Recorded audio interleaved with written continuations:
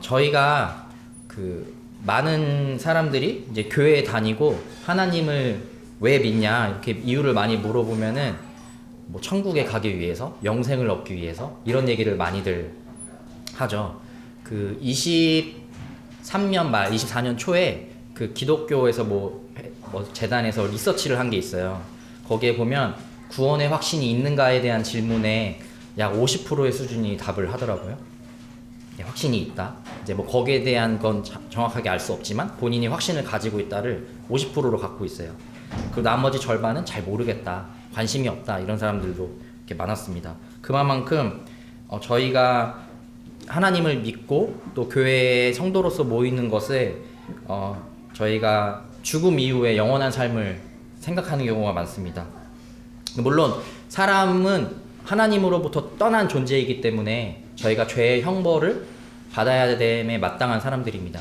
하지만 하나님께서 우리 사람들을 너무나 사랑하셨잖아요. 그래서 그의 아들 예수 그리스도를 통해서 저희를 구원하시고 또 저희를 자녀 삼아주시고 또 모든 사람들이 구원을 얻을 수 있는 그런 기회를 주셨습니다. 하나님은 모든 사람이 구원을 얻으며 진리를 아는 데 이르시기를 원하시잖아요. 디모데전서에 나와 있듯이. 그래서 구원을 받는 것은 분명 죽음 이후에 어디에서 영원을 삶을 보낼 것인가. 왜냐하면 사람의 영혼은 죽지 않잖아요. 그러니까 지옥에서 영원히 살든 또 하나님의 임재 가운데 있는 그 나라에서 영원히 살든 이렇게 두 가지를 사람은 선택을 해야 됩니다. 그렇기 때문에 이 구원받는다, 또 내세에 어디에서 사는가는 상당히 중요한 일입니다. 하지만 하나님께서는 성경에 구원을 그리스도인의 종착지라고 이렇게 말씀하시지 않았어요. 예수님께서, 저희 생각하죠. 예수님께서 인간으로 오셔서 십자가에서 우리를 대신해서 죽으시고 또 부활하시고 승선하심으로써 예수님의 구원 사역은 다 끝나셨어요. 모든 걸 이루셨어요. 근데 그 구원 사역이 예수님이 모든 걸 다 이뤘구나 라고 해서 저희가 때로는 나도 구원받았으니 모든 게 다 끝났네 라고 이렇게 생각하는 경우가 있습니다. 하지만 그렇지 않다라는 것이죠. 이 사역은 예수님이 우리 사람을 위해서 또 세상을 위해서 이루신 사역의 끝이지 이것이 끝났다고 해서 우리 성도가 이루어야 할 게 끝난 것이 아닙니다. 그래서 저희 마태복음 28장 19절부터 좀 20절 보실까요? 분명히 주님께서는 부활하시고 승천하시기 전에 이렇게 제자들에게 말씀하셨어요. 자, 마태복음 28절 19장부터 20절 같이 읽도록 하겠습니다. 시작. 그러므로 너희는 가서 모든 민족을 제자로 삼아 아버지와 아들과 성령의 이름으로 세례를 베풀고 내가 너희에게 분부한 모든 것을 가르쳐 지키게 하라. 볼지어다 내가 세상 끝날까지 너희와 항상 함께 있으리라 하시니라. 네, 그렇습니다. 예수님께서는 승천하시기 직전에 그의 제자들에게 해야 될 일을 주셨어요. 그리고 예수님의 죽음과 또 부활, 또 승천을 직접 본 제자들이 복음을 전파하고 또 믿는 자들을 또 제자를 삼고 또 그러한 것들이 지금 예수님이 승천하신 후 약 2000년이 지난 시대까지 계속해서 이어지고 있습니다. 그렇기 때문에 이 사명을 지킨 12제자들을 시작으로 해서 저희 믿음의 선진들이 계속해서 이 일을 해왔고 지금 오늘날 저희의 교회까지 이렇게 이르게 된 것이죠. 이렇게 구원은 신앙의 출발점이지 그리스도인이 끝나는 그 종착지점이 아닙니다. 구원이 우리에게 신앙의 종착점이 된다면 우리가 구원받은 이후의 삶에 대해서 여러 가지 오해나 또 무의미한 삶을 살 수도 있는 것이죠. 그래서 앞서 말씀드린 것처럼 오늘부터는 베드로 후서를 통해서 그리스도인이 가야 할 길, 첫 번째, 두 번째로 그 여정 가운데 어떤 것을 주의해야 되고 또 세 번째, 무엇을 소망하면서 나가야 되는지를 세 번의 말씀을 통해서 나누도록 하겠습니다. 그래서 오늘은 베드로후서 1강으로 그리스도인이 가야 할 길이라는 주제로 준비한 말씀을 나누고자 합니다. 먼저 베드로후서에 대한 개요를 또 아는 것이 중요하기 때문에 베드로후서가 어떤 시대에 또 누가 쓰였고 또 어떠한 시대적 배경에서 기록이 되어 있는지를 좀 말씀을 드리겠습니다. 베드로후서는 저자 성격 제목 그대로 이제 베드로라고 나와 있죠. 네. 작년 말에 베드로전서에 대해 말씀을 들었는데 그 이후에 베드로가 교회에 쓴 편지입니다. 정확한 기록 시기는 알 수 없어요. 근데 대략 주후 64년에서 68년경에 기록된 것으로 여러 성경학자들이 얘기를 하고 있습니다. 이 시대에는 다들 아시겠지만 로마가 전 세계를 패권을 잡고 지금의 미국처럼 이렇게 다스리던 시기였어요. 그리고 예수님께서 AD 33년에 이제 죽으셨잖아요. 그리고 약 31년에서 35년, 그러니까 약 한 세대가 저희가 30년으로 잡거든요. 그래서 한 세대가 지나간 시점입니다. 그래서 해당 시기 전후에 그 역사적으로 또 로마에 두 가지 큰 사건이 있었어요. 첫 번째는 로마 대화재입니다. 네, 로마 대화재는 기록에 정확하게 나와 있어요. 64년 7월 19일부터 24일 또는 27일 이렇게 좀 학자들 간에 나눠지게 되는데 약 일주일에서 10일 동안에 로마의 대화재가 발생합니다. 그 로마의 그 기름 창고에서 이렇게 불이 번지기 시작하는데요. 그 화재가 엄청 퍼졌어요. 그래서 로마의 전역을 불태우는 사고가 발생을 했습니다. 그래서 로마의 구역이 14구역이 있는데 그 중에 10구역이 다 전소됐어요. 네. 그리고 당시의 로마 황제가 저희가 많이 아는 네로 황제였습니다. 네로 황제가 매우 이제 폭정이 심한 황제였어요. 그래서 민심이 좋지 않은 상황이었습니다. 이 민심이 좋지 않은 상태에서 이 화재까지 나니까 로마 시민들이 그 네로 황제에 대한 불신이 엄청 커졌던 시기였습니다. 그래서 사람들 사이에서 이런 말이 돌았어요. 네로 황제가 자신의 땅을 보유하기 위해서 또 자신의 어떤 궁정과 이런 것들을 위해서 일부러 불을 질렀다. 이런 루머들이 많이 막 돌았어요. 그러니까 네로 황제 입장에서는 어떻겠어요? 이걸 빨리 화살을 돌려야 돼요. 그리고 실제로 네로가 하진 않았었거든요. 예. 그래서 이것들을 그리스도인들에게 돌려요. 화살을 살짝. 예, 어떻게 돌리냐면 당시에 유일신을 섬기고 있던 종교가 두 가지가 있었습니다. 저희 예수님을 따르는 그러니까 기독교, 그다음에 유대교 이렇게 유일신을 섬기는 두 개가 있었는데 그 중에 유대교는 또 사람들이 워낙 많았고 이 유대교 사람들은 그 다신을 섬기려고 하면 폭동을 엄청 심하게 하거든요. 로마의 말을 잘 따르지 않습니다. 그리고 이 유대교도 또 기독교를 싫어해요.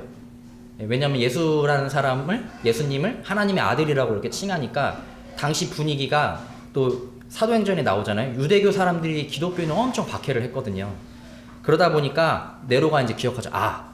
이제 기독교를 몰면 되겠다라고 해서 이때부터 그리스도인을 따른 그리스도인들을 여러 콜레세움이나 뭐 화형시키고 막 이렇게 합니다.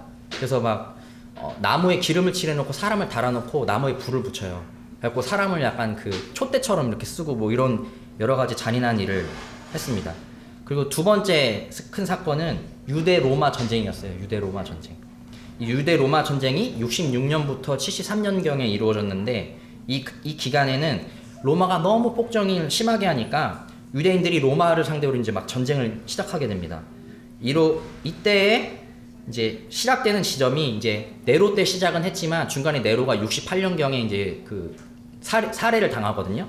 그리고 이제 68년 이후부터 이제 그 베스파시아누스라는 황제가 이제 부임을 합니다. 베스파시아누스 황제. 그래서 이 황제의 아들이 저희가 알고 있는 그 티투스라고 하는 사람이에요. 그래서 이 사람이 이제 예루살렘을 정복을 해서 어떻게 하죠? AD 70년에 성전을 다 무너뜨리고 성전을 다 회파시킵니다. 그래서 그 예언을 예수님이 복음서에서 여러 번 얘기하시잖아요. 이 성전을 헐겠다라고 하는 그 예수님의 예언이 예수님이 돌아가신 지 30년이 지난 후에 약 40년 정도가 지난 후에 이렇게 이루어지게 됩니다. 그래서 이때 또 기독교에 대한 박해가 또 엄청 커져요. 그러니까 이런 시대적 배경 속에 쓰여졌던 게 이제 베드로 후서입니다. 어땠을까요? 저는 진짜 신앙생활 못했을 것 같아요. 네. 그래서 이 베드로 후서를 기록하고 나서 그 뭐 1, 2년 이때쯤 이렇게 순교를 당한 걸로 이렇게 나오거든요. 보통 학자들이 68년, 67년경에 베드로가 순교를 당했을 거다. 그리고 그 비슷한 시기에 사도 바울도 네로 황제에 의해서 순교를 당했다라는 여러 기록들이 있습니다. 네, 여기까지 이제 베드로에 대한 후서에 대한 이제 시대적 배경을 이해하시면 돼요. 그 이러한 시대적 배경을 가지고 저희가 이런 시대에 살고 있을 때 베드로의 편지가 어떻게 다가오는지를 좀 주의 깊게 좀 들으셨으면 좋겠습니다. 그래서 베드로후서 1장 1절, 2절 읽도록 하겠습니다. 시작. 예수 그리스도의 종이며 사도인 시몬 베드로는 우리 하나님과 구주 예수 그리스도의 의를 힘입어 동일하게 보배로운 믿음을 우리와 함께 받은 자들에게 편지하노니 하나님과 주 예수 그리스도를 알므로 은혜와 평강이 너에게 많을지어다. 네, 여기서 베드로가 자신을 예수 그리스도의 종이라고 이렇게 소개합니다. 그 얼마 전에 수요 집회 때 누가복음 강해를 했잖아요. 거기서 보면 베드로가 예수님을 3번 부인하는 장면이 있었습니다. 네, 그러니까 베드로는 예수님 앞에서는 예수님 제가 어떻게 예수님을 부인합니까? 절대 그럴 일이 없습니다. 라고 막 이렇게 떵떵거리면서 얘기하는데 막 사람들이 많아지고 하니까 부인해요, 예수님을. 네, 그런데 지금 이 시대가 어떤 시대인가요? 그리스도인들이 핍박받는 시대라고 했잖아요. 다 그리스도인이라고만 하면 다 죽이는 그런 시대였었어요. 그런데 베드로가 모든 교회 앞에 얘기합니다. 나는 예수 그리스도의 종이다. 네, 완전히 변한 모습을 우리가 볼 수 있는 것이죠. 네. 그랬던 베드로, 예수님을 부인했던 베드로가 탄압이 가장 심했던 자기의 신앙을 지키는 것조차도 어려웠던 이 시기에 성도들 앞에서 자신을 그리스도의 종이고 그리스도께서 보냄을 받은 사도다라고 이렇게 당당하게 드러냅니다. 그러니까 그 무엇이 어떤 것이 그를 변화시켰는지가 바로 그 뒤에 나오게 되죠. 이제 2절에 보시면 하나님과 구주 예수 그리스도의 의를 힘입음으로 이가 이렇게 변했습니다. 예수님이 죽으시고 나서 부활하신 걸 봤었을 때 사도 베드로가 우리가 많이 변한 걸 보게 되잖아요. 사도행전 1장에서도 그렇고 아주 담대하게 사람들에게 예수 그리스도가 하나님이라는 사실을 선포합니다. 그 예수 그리스도의 그 의를 알았기 때문에 이렇게 변할 수가 있던 것이죠. 베드로가 예수님을 부인하고 예수님을 부인하자마자 어떻게 됐어요? 예수님이 십자가에 처형당하셨잖아요. 미안하다는 말도 못했어요. 베드로는 예수님이 죽을 때까지. 그거에 대해서 엄청난 죄책감이 분명히 있었을 거예요. 그런데 예수님이 부활하니까 어때요? 너무 기쁘죠. 그리고 예수님이 진짜 하나님의 아들이구나, 나한테 하셨던 얘기가 그 부활하신다고 하셨던 얘기가 이런 것이구나라는 걸 이제 알고 완전히 이제 변하게 됩니다. 이걸 봤을 때 주님의 대속으로 말미암아 우리에게 전가된 의가 얼마나 신비하고 큰 것이고 귀중한 것인지를 제가 다시 한번 깨닫게 됐습니다. 우리의 삶을 돌아보면 어때요? 우리 삶을 돌아봤을 때도 예수님의 의를 얻고 난 후와 저는 완전히 다른 모습입니다. 물론 우리가 때때로 실수하고 또 저희 자신의 육체를 따라 행할 때도 있어요. 하지만 그 중심이 어때요? 그랬을 때 예수님을 따라가기를 자꾸 원해요. 내가 왜 그러지? 내 예수님의 자녀로 이렇게 살면 안 되는데, 이런 것들이 큰 변화가 있습니다. 그러니까 우리의 노력으로는 우리가 변할 수 없습니다. 오직 예수 그리스도를 그 믿는 그 믿음으로 우리가 변화를 수 있는 것이죠. 그리고 이때 당시에 베드로가 이렇게 쓰면서 얘기했던 이 복음, 예수 그리스도의 의가 어때요? 지금 2000년이 지난 우리에게도 동일한 내용과 동일한 믿음의 대상을 가지고 우리에게 전해오고 있습니다. 그리고 우리가 또 성경을 통해서 이게 사실인지를 또 확인할 수가 있는 것이죠. 그렇기 때문에 우리가 이 믿음 가운데 서 있다는 것이 얼마나 하나님께 감사한 일인지를 우리가 생각을 해봐야 합니다. 그리고 2절 후반부에 보면 이렇게 얘기해요. 이런 어려움과 환난과 신앙을 지키기 어려운 시대에서 너에게 평강이 있을지어다라고 이렇게 얘기를 합니다. 이러한 평강은 세상으로부터 줄 수 없는 예수 그리스도를 그 믿는 믿음으로 오는 그러한 평강이죠. 네. 그리고 베드로가 이제 다음으로 이제 얘기를 합니다. 베드로후서 1장 3절 4절입니다. 제가 읽겠습니다.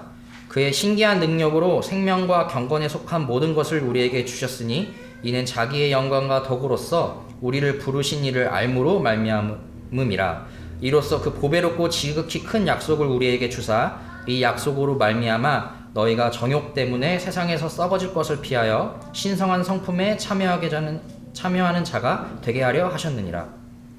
베드로는 3절에서 하나님께서 우리에게 주신 생명과 경건을 말하고 이것이 하나님으로부터 나왔음을 이렇게 얘기합니다. 그리고 그것을 신기한 능력이라고 이렇게 얘기해요. 창조주로서 지음받은 피조물을 구하기 위해서 이 창조주가 피조물이 돼서 죽어요. 근데 그게 오히려 피조물에게 생명이 되는, 이게 사실 저희가 믿고 있기 때문에 이해가 가지만 사실 많은 사람들이 믿지 못하는 이유가 이거거든요. 어떻게 하나님이 사람이 돼서 죽었는데 그게 어떻게 우리에게 은혜가 되냐라는 그런 얘기를 많이 합니다. 그리고 이거를 베드로는 신비한 능력이라고 이렇게 얘기해요. 그리고 그것에 그치지 않죠. 또 경건에 속한 모든 것을 우리에게 주셨다고 하셨습니다. 여기서 어때요? 경건에 속한 모든 것을 저희가 경건을 계속 이루어 나가야 되는 거잖아요. 베드로는 구원받는 일인 생명을 얻는 것만을 얘기하지 않습니다. 뒤이어서 경건을 이제 얘기하면서 성도들이 이 생명을 얻는 믿음을 가진 이후에 하나님께서 주시는 경건에 속한 모든 것을 우리에게 누리기를 원하는 것이죠. 그래서 계속 이렇게 해서 얘기하고 있습니다. 그리고 4절에는 하나님께서 우리에게 주신 약속에 대해서 이렇게 얘기하고 있어요. 이 약속은 4절 후반부에 보시면 우리가 세상의 정욕에 빠져 썩어질 열매를 맺지 않게 하기 위해서 이 약속을 주셨다고 했습니다. 성경에는 하나님께서 성도들에게 주신, 믿는 자들에게 주신 여러 약속들이 기록되어 있습니다. 영원한 죄사함, 그리고 나중에 우리가 의롭고 거룩하게 되었다는 것들, 그 다음에 우리가 추후에 예수님이 다시 오실 때 7년의 어떤 환란에 들어가지 않는 것 같은 여러 약속들이 많이 있습니다. 근데 제가 여기서 말씀을 준비하면서 여러 가지 약속들 중에서 좀 2가지 약속이 떠올랐거든요. 첫 번째는 주님의 재림입니다. 그 앞에서 말씀드렸던 것처럼 이 시대에는 교회가 핍박받고 순교자가 되게 많던 시기였습니다. 세상에는 소망이 없는 이 캄캄한 시대에 주님의 재림은 그들에게 큰 소망이었을 거예요. 이 당시에 많은 기독교인들 사이에서 이런 예측이 있었어요. 네로가 적그리스도다. 그래서 곧 예수님이 오신다, 이런 얘기도 있었다고 이렇게 얘기를 합니다.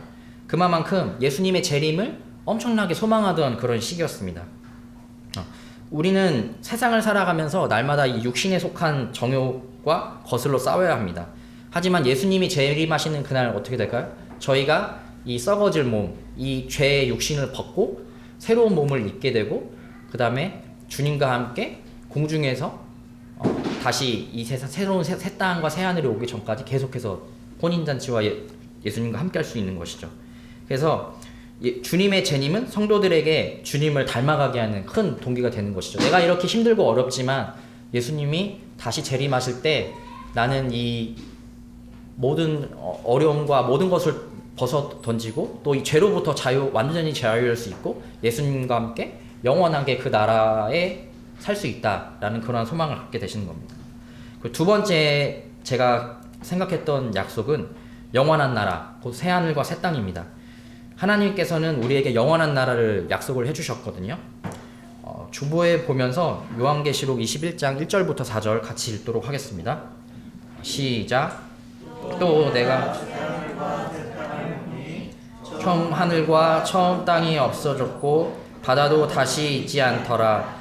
또 내가 보매 거룩한 성 새 예루살렘이 하나님께로부터 하늘에서 내려오니 그 준비한 것이 신부가 남편을 위하여 단장한 것 같더라. 내가 들으니 보좌에서 큰 음성이 나서 이르되 보라, 하나님의 장막이 사람들과 함께 있음에 하나님이 그들과 함께 계시리니 그들은 하나님의 백성이 되고 하나님은 친히 그들과 함께 계셔서 모든 눈물을 그 눈에서 닦아주시니 다시는 사망이 없고 애통하는 것이나 곡하는 것이나 아픈 것이 다시 있지 아니하리니 처음 것들이 다 지나갔음이로라. 네, 하나님께서는 세상이 모든 심판이 끝난 뒤 지금 있는 이 첫째 세상, 그러니까 이런 세상이 아니고 새 하늘과 새 땅, 그 다음에 새 예루살렘 성을 우리에게 주신다고 약속하셨습니다. 그리고 새 예루살렘 도성에서 어때요? 우리는 하나님을 친히 얼굴을 보고 만날 수 있습니다. 그리고 이 세상에서 겪은 모든 슬픔과 고난의 눈물을 닦아주실 것이고, 또 사망도 없고 애통하는 것도 없고 곡하는 것이나 아픈 것도 절대 없다고 말씀을 하셨습니다. 베드로는 이 약속을 언급을 하면서 여러 약속들을 떠올리게 했을 거예요. 하지만 이러한 약속들을 통해서 성도들로 하여금 기억하게 하면서 당시 로마의 네로 황제, 또 그 국가뿐만 아니라 자기 주변에 있는 여러 환난과 핍박 가운데서도 어떻게 해서든지 하나님을 닮는 것을 포기하지 않도록, 하나님께 나아가고 하나님과 교제하는 것을 포기하지 않도록 계속 붙들어 줄 필요가 있었던 것입니다. 보시면 그 네로가 막 핍박을 하잖아요.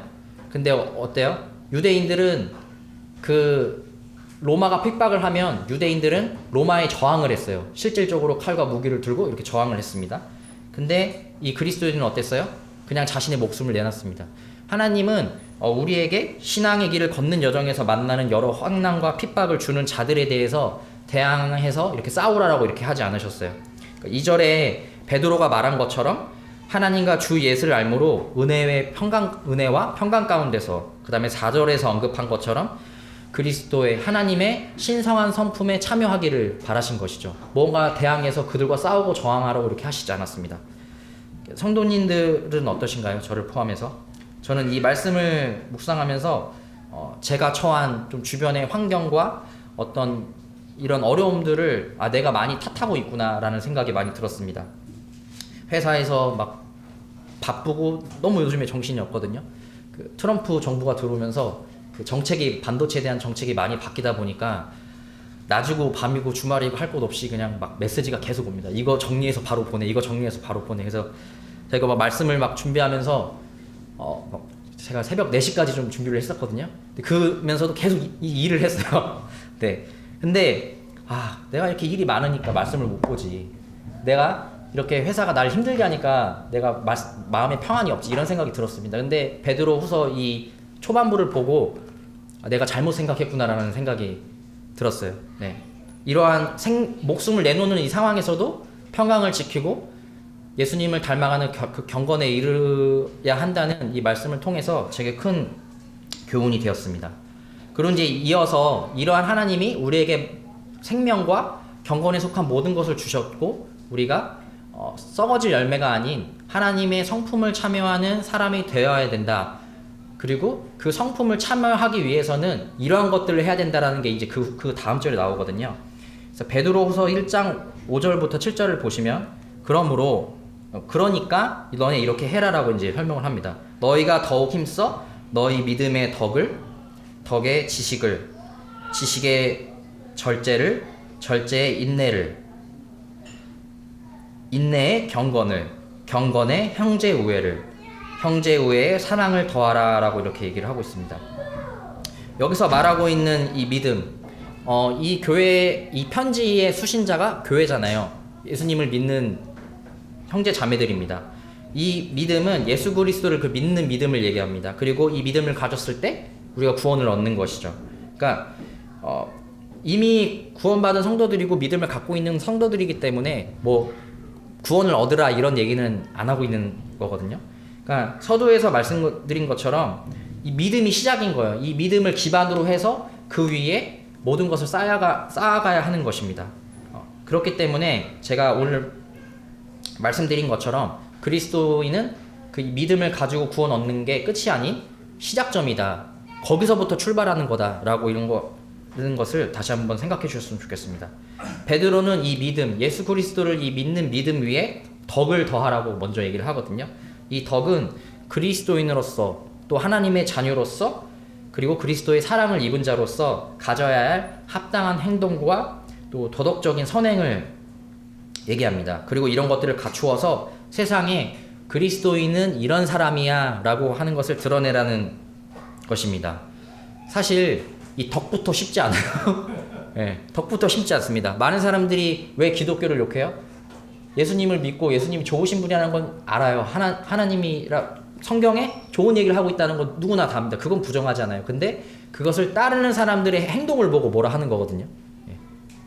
우리가 세상에서 이런 덕이 되는 행동을 하지 않기 때문에 저희가 하나님의 영광을 드러내지 못하고 오히려 하나님의 영광을 가리고 하나님을 모욕하게 하는 그런 행동을 할 때가 있습니다. 그래서 베드로는 이 믿음 위에 먼저 덕을 세우라고 하는 것입니다. 그리고 이어 덕에 지식을 더하라고 합니다. 덕을 바탕으로 해서 하나님에 대한 지혜 또 분별력을 갖추는 것을 얘기하는데 우리는 이 지식을 무엇을 통해 알 수 있나요? 성경을 통해서 우리가 이 지식을 습득할 수 있습니다. 지금 저희 교회에서 이 지식을 쌓기 위해서 여러 성경 공부를 하고 있죠. 많이 했어요. 저희 성경 공부, 성경의 예언도 공부하고 여러 가지를 했습니다. 그래서 저희가 이런 거 배워갈 때 어때요? 아, 하나님께서 나에게 이런 얘기를 하시는구나. 하나님이 우리를 사랑하시는 분이구나. 그리고 하나님이 우리에게 이런 것을 원하시는구나 하면서 이 지식을 가졌을 때 그 앞에 있는 덕도 점점 성장하게 됩니다. 네. 그리고 베드로는 이 지식에 절제를 더하라고 하고 있습니다. 앞서 말씀드렸던 것처럼 저희가 여러 성경 공부를 했어요. 성경 교리, 또 교회, 또 성경에 대한 예언, 또 복음, 또 지금은 성경에서 말하는 인도자들 이렇게 해서 많은 것들을 이제 공부를 하고 있거든요. 근데 그 지식을 채우는 것을 넘어서 이 지식을 나한테 적용을 해야 되는 것이거든요. 이 지식을 나한테 적용을 해서 내 삶이 변화해야 되고 자신의 정욕을 절제함으로써 베드로가 아까 4절에서 말한 육신의 열매를 맺는 게 아닌 하나님의 경건을 쫓아가는 그러한 방향으로 이 지식을 사용해야 됩니다. 그리고 저희가 공부를 많이 했기 때문에 때로 뭐 저희보다 이 지식적으로 부족한 성도들이나 이런 사람들을 만날 수도 있잖아요. 그랬을 때 어떻게 될까요?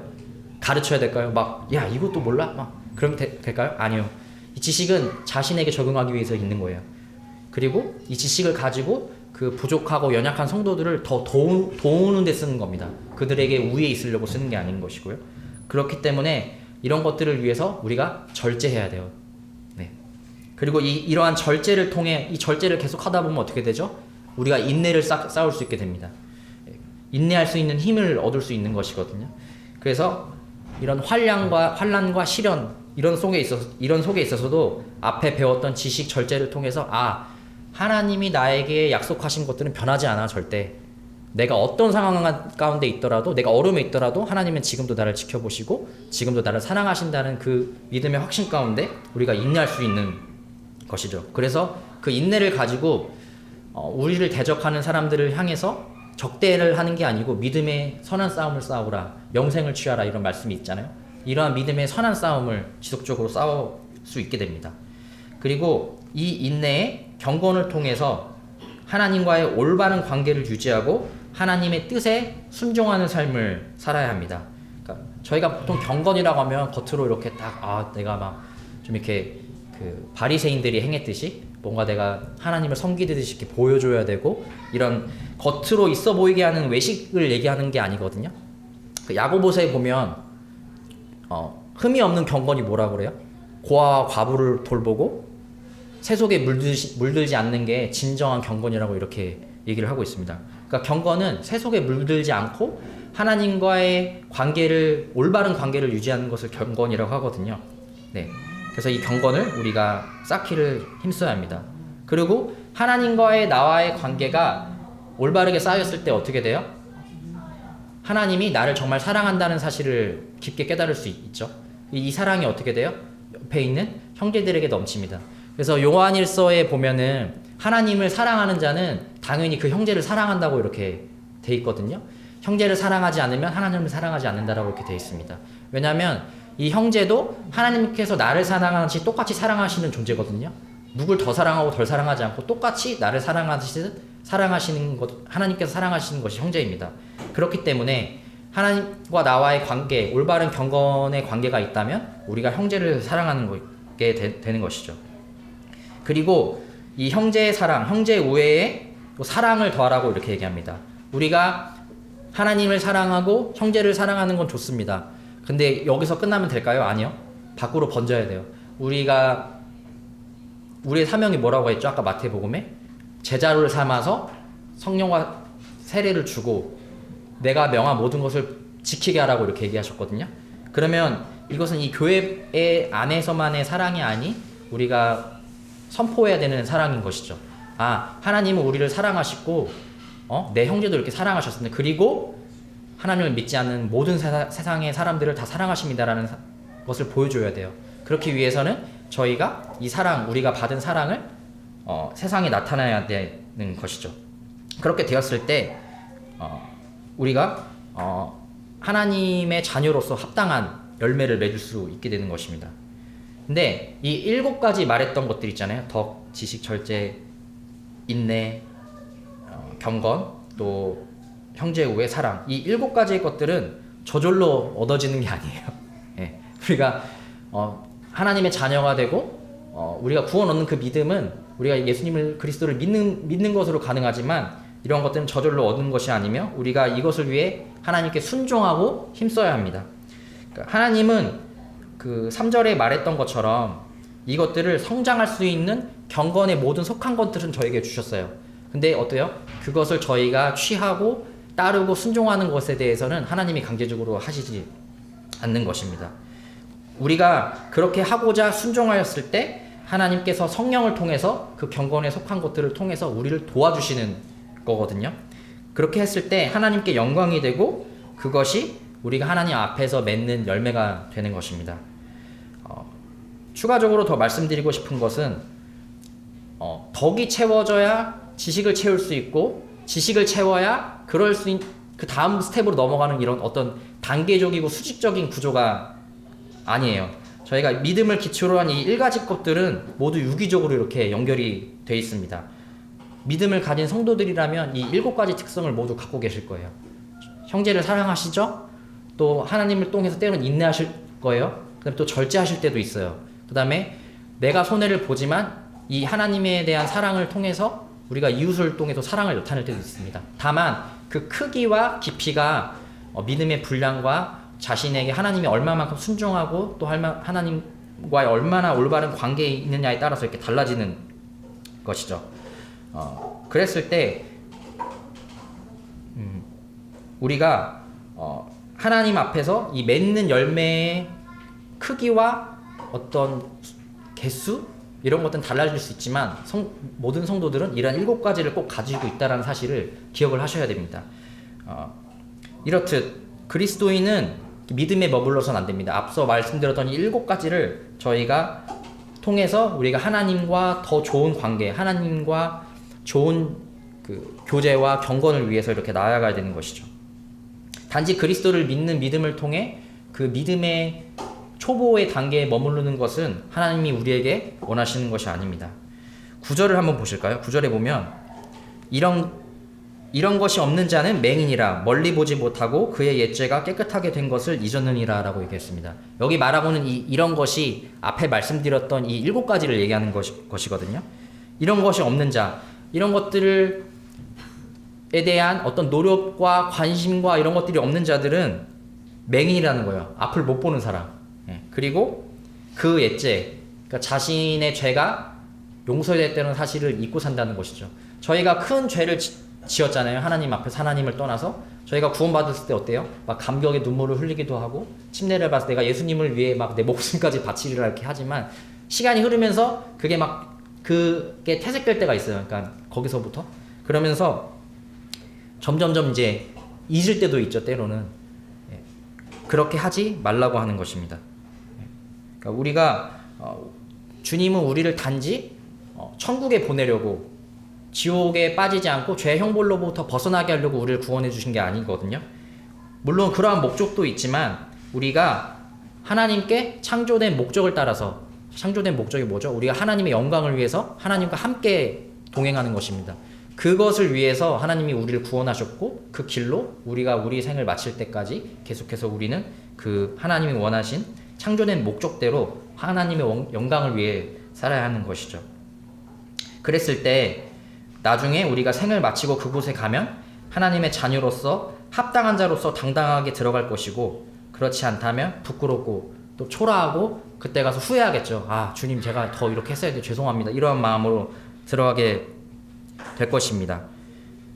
그래서 그러한 얘기가 11절에 보시면 베드로후서 1장 11절에 이같이 하면 우리 주 곧 구주 예수 그리스도의 영원한 나라에 들어감을 넉넉히 너에게 주시리라. 이게 그 얘기입니다. 그러니까 우리가 선행을 통해서 하나님의 나라로 들어간다는 게 아니고 우리가 이렇게 행했을 때 하나님의 나라에 들어갈 때 하나님의 자녀로서 합당한 모습으로 또 박수 받으면서 칭찬받으면서 이렇게 들어갈 수 있다는 게 이 11절이 얘기하고 있는 내용입니다.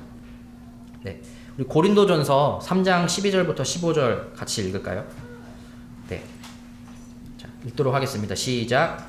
만일 누구든지 금이나 은이나 보석이나 나무나 풀이나 짚으로 이 터 위에 세우면 각 사람의 공적이 나타날 터인데 그 날이 공적을 밝히리니 이는 불로 나타내고 그 불이 각 사람의 공적이 어떠한 것을 시험할 것임이라.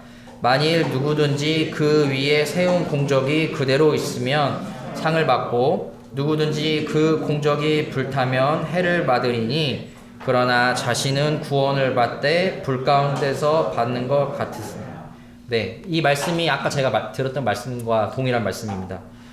우리 성도들은 이 7가지를 통해서 열매를 맺고 그 공적대로 그리스도의 심판대 앞에서 심판을 받을 것입니다. 이 심판은 저희의 어떤 신분에 대한 너희가 악인이냐 의인이냐의 신분이 그런 심판이 아니고 그리스도인으로서 얼마만큼 합당하게 이 세상을 보냈고 하나님의 영광을 위해 살았느냐를 심판하는 그런 심판입니다. 우리에게 무한한 사랑을 베푸신 하나님 앞에서 저를 포함한 성도님들 모두 부끄럼 없이 여기 보면 저는 금과 은은 안 불탈 줄 알았거든요. 근데 거기 보면 금과 은도 불탈다고 이렇게 돼 있어요. 그러니까 나는 금을 쌓았다고 생각하지만 하나님 입장에서는 지푸라기도 못한 공적일 수도 있다라는 것이죠. 그러니까 우리가 이것을 행할 때 하나님의 말씀대로 그 공적을 쌓아야 된다는 것입니다. 내 의지와 내 노력과 내가 생각했을 때 이게 하나님께서 기뻐하실 거야 라고 생각하는 그런 게 아니고 성경에서 말하는 하나님께서 우리에게 말씀하시는 대로 쌓아야 불타지 않는 그러한 공적이 될 수 있는 것이죠. 이어서 12절을 잠깐 보실까요? 베드로후서 1장 12절 보면 그러므로 너희가 이것을 알고 이미 있는 진리에 서 있으나 내가 항상 너희에게 생각나게 하려 하노라 라고 하고 있습니다. 베드로는 이 편지를 받는 수신자들이 이렇게 살아야 된다는 사실을 너희가 이미 알고 있다는 사실을 알고 있었습니다. 그럼에도 항상 너희에게 생각나게 하려 하노라 라고 이렇게 얘기를 하고 있습니다. 베드로가 뭐라고 얘기했어요? 베드로 전후서에 나오죠. 사단이 너희를 삼키려고 두루 돌아다니는 사자와 같다라고 얘기하고 있습니다. 제가 앞서 개요에서 말씀드렸잖아요. 이 네로 황제의 핍박, 또 로마의 대화제, 또 여러 기독교에 대한 핍박, 이러한 환난과 핍박 가운데서 어떨까요? 이걸 지키는 게 쉬울까요? 쉽지 않아요. 정말 쉽지 않습니다. 저희가 이렇게 예배 드리고 있는데 누군가가 신고를 하는 순간 모든 사람들이 이제 다 끌려가는 것이거든요. 그러한 상황에서 어떻게 경건을 유지할 수 있고 어떻게 사람들에게 덕을 베풀 수 있어요. 어떻게 인내하고 있을 수 있고 어떻게 절제를 할 수 있어요. 근데 예수 그리스도를 믿는 믿음으로 그걸 행하라고 베드로는 얘기하고 있고 그걸 잊지 말아라. 어느 순간에서든 잊지 말아라고 이렇게 항상 기억하게 해야 된다는 것입니다. 13절에서 15절을 보시면 베드로는 자기가 곧 죽을 걸 알고 있었어요. 자기가 죽음을 앞둔 이 상황에서도 내가 죽고 나서 모든 사람들이 이제 베드로를 엄청 훌륭하게 여겼잖아요. 그런데 내가 이렇게 로마의 핍박을 통해서 네로 황제에게 이렇게 처형을 당했을 때 교회가 흩어질 수도 있지 않을까라는 어떤 걱정과 우려가 있을 것입니다. 그래서 베드로는 이 죽더라도 성도들이 어떠한 삶을 계속해서 살아가야 되는지에 대해서 그거 하나를 꼭 남겨주고 싶었던 것 같아요. 그거 단 하나. 예수 그리스도를 우리가 처음 믿었던 그 믿음 그대로 우리가 계속해서 내가 있던 없던 베드로라는 훌륭한 사도가 있던 없던 계속해서 너희들은 그 길을 행해야 된다는 사실을 베드로는 이것을 꼭 성도들의 마음 가운데 심어주고 싶었던 것이죠. 그래서 16절 18절에 보시면 우리 주 예수 그리스도의 능력과 강림하심을 너희에게 알게 한 것이 교묘히 만든 이야기를 따른 것이 아니요 우리의 그의 크신 위엄을 신이 본자라라고 이렇게 얘기하고 있습니다. 이 베드로 후서가 썼을 때 당시에는 또 영지주의들이 많이 이렇게 펼쳐 있던 시대였어요. 그러니까 영지주의라고 하는 것은 여러 가지가 있습니다. 이렇게 하나로 이렇게 뭉뚱그려서 얘기할 수는 없는데 여러 또 파가 있거든요. 영지주의 안에서도. 그런데 단 한 가지는 예수 그리스도의 신성을 부인하는 게 주요 공통점입니다. 그러니까 예수 그리스도가 아니고 어떠한 신비한 것들을 사람이 깨달아야 우리가 구원을 얻을 수 있다 라고 이렇게 가르쳤는데 그렇지 않다는 것이죠. 그래서 보시면 16절에 교묘히 만든 이야기라고 돼 있어요. 그러니까 이 영지주의 사람들이 야 그거는 교묘히 만든 이야기야, 신화에 관한 거야 라고 이렇게 얘기하지만 베드로는 얘기합니다. 절대 아니다. 교묘한 것도 아니고 이런 속이기 위해서 어떤 이야기를 지어낸 게 아니다 라고 얘기합니다. 왜냐하면 베드로가 직접 봤기 때문이에요. 17절 18절을 보시면 지극히 큰 영광 중에서 이러한 소리가 그에게 나기를 이는 내 사랑하는 아들이요 내 기뻐하는 자라 하실 때 그가 하나님 아버지께 존귀와 영광을 받으셨느니라. 이 소리는 우리가 그와 함께 거룩한 산에 있을 때 하늘로부터 난 것을 들은 것이니라. 그 복음서에 보시면 베드로와 야고보와 요한이 이렇게 자고 막 있다가 막 예수님이 자지 말라고 하시잖아요. 근데 어때요? 그때 모세와 엘리야가 이렇게 내려오고 예수님이 그 영광의 모습으로 이렇게 강림한 걸 이렇게 봤다고 하거든요. 그러니까 베드로는 30년, 40년이 거의 30년이 지난 이때까지도 이 영광스러운 예수님의 모습을 잊지 않았던 거예요. 그걸 보고 이건 진짜다, 사실이다, 내가 봤다. 그렇기 때문에 예수 그리스도를 그 믿는 가운데서 떠나지 말고 너희가 이 예수 그리스도를 닮은 그런 열매를 계속해서 살아가라는 것이죠. 그러니까 베드로는 봤잖아요. 근데 저희는 봤어요? 저희는 못 봤습니다. 그런데도 저희는 이게 사실이라고 믿고 있고 우리가 하나님이 정말 계시고 우리를 사랑하시고 그분께서 심판하신다는 사실을 우리가 알고 믿고 있습니다. 이것에 대해서 되게 제 스스로 하나님께 매우 감사하다는 생각이 들었습니다. 저희 예수님을 본 적도 없고 하나님의 음성을 chili 들은 적도 없지만 우리가 이것이 진리라는 사실을 통해서 하나님께서 정말 이 교회 시대에 베푼 은혜가 참 크다라고 하는 것을 느꼈습니다. 그리고 이 베드로의 모습, 자신이 죽음을 앞둔 이 상황에서도 성도들을 격려하고 독려하고 그 성도들의 초점이 사실 이 베드로라는 사도의 인도자에게 맞춰질 수밖에 없거든요. 왜냐면 자신들의 리더이기 때문에. 그럼에도 자신이 죽게 됐을 때 어떤 그런 것들이 무너지게 될 것을 염려해서 이 성도들의 시선을 예수 그리스도로 돌리는 이러한 얘기를 계속 하고 있습니다. 하나님을 바라봐라. 하나님께서 꼭 이 약속대로 우리를 다시 오시고 우리를 지키실 것이다 라고 하는 이 약속으로 이렇게 인도하는 것을 보면서 저희가 요새 성경에서 말하는 인도자들을 공부하고 있잖아요. 아, 이게 성경에서 말하는 인도자의 참 모습이구나 라는 것을 깨달았었습니다. 거기 책에서 보면 목자의 삶은 양들을 잃어버리지 않고 벗어난 양들을 또 찾아오고 그 양들을 위해서 목숨을 바친다고 이렇게 돼 있거든요. 그러한 표본이 이 베드로의 편지를 통해서 베드로가 자신이 그렇게 살았다고 얘기하고 있지는 않지만 여기 들어가 있는 어떤 그 간절한 마음을 통해서 베드로가 그런 인도자의 삶을 살았구나 라고 하는 것들을 우리가 배울 수 있는 것이죠. 앞서 봤던 것처럼 베드로는 구원받는 것에서 그치지 않고 주님의 종으로서 양떼를 치는 목자로서 죽는 날까지 자신의 길을 걸어갔습니다. 그러니까 아마 예수님과의 대화를 기억했을 것 같은데요. 마지막이죠. 요한복음 21장 15절부터 19절까지 제가 한번 읽도록 하겠습니다. 그들이 조반 먹은 후에 예수께서 시몬 베드로에게 이르시되 요한의 아들 시몬아 네가 이 사람들보다 나를 더 사랑하느냐 하시니 이르되 주님 그러하나이다. 내가 주님을 사랑하는 줄 주님께서 아시나이다.